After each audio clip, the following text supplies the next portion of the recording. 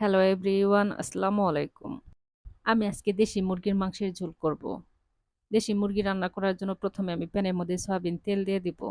তেলের মধ্যে দিয়ে দিব ২ টা তেজপাতা, দারুচিনি, ২ টা লবঙ্গ আর দিয়ে দিব সাদা এলাচ। সাদা এলাচ, তেজপাতা তেলের মধ্যে আমি একটু ভেজে নেব। ভেজে নিয়ে এখন আমি তেলের মধ্যে দিয়ে দিব দেশি মুরগির মাংস। মুরগির মাংস আমি ২-৩ মিনিটের মতো তেলের মধ্যে ভেজে নেব। ভেজে নিয়ে এখন আমি দিয়ে দিব ৩ চামচ আদা রসুন বাটা। মাংসের মধ্যে আমি আদা রসুন বাটা দিয়ে ২-৩ মিনিটের মতো আরো ভেজে নেব। যেন আদা রসুনের কাঁচা কোনো গন্ধ না থাকে। আর মুরগির মাংসটা খুব ভালো করে ভেজে নিতে হবে তেলের মধ্যে। আমি কোনো রকম পানি দেব না। এই তেলের মধ্যে আমি মসলা কষিয়ে নেব আর মাংসটা ভেজে নেব।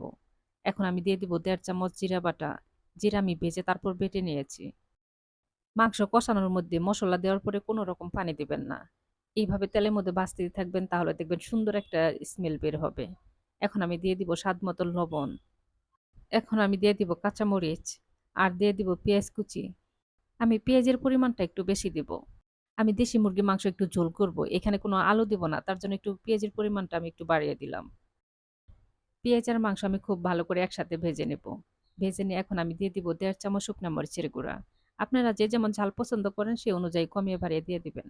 এখন আমি দিয়ে দিব ১ চামচ ধনিয়ার গুঁড়া আর দিয়ে দিব ১/২ চামচ হলুদের গুঁড়া। মসলা এখন আমি মাংসের সাথে মিশিয়ে নেব। চুলার জাল মাঝারি আঁচে রেখে মাংস আমি কষিয়ে নেব। এখন আমি ঢাকনাটা ডেকে দিব। ডেকে দিয়ে ৫ মিনিট পর আমি ঢাকনা উঠিয়ে মাংস নেড়ে দিব যেন আবার নিচে লেগে না ধরে। মাংস যেন নিচে পুড়ে না যায় তাহলে কিন্তু মাংসের স্বাদটা নষ্ট হয়ে যাবে। আমি যেভাবে মুরগির মাংস রান্না করতেছি ঠিক একদিন এইভাবে আমার মতো করে রান্না করবেন। আশা করছি খুব ভালো লাগবে। আর যদি আমার রান্না ভালো লাগে তাহলে অবশ্যই আমার ভিডিওতে একটা লাইক, কমেন্ট আর একটা শেয়ার দিয়ে দিবেন। আমি দেখেন কোন রকম পানি ছাড়াই কিন্তু মাংস খুব ভালো করে কষিয়ে নিয়েছি।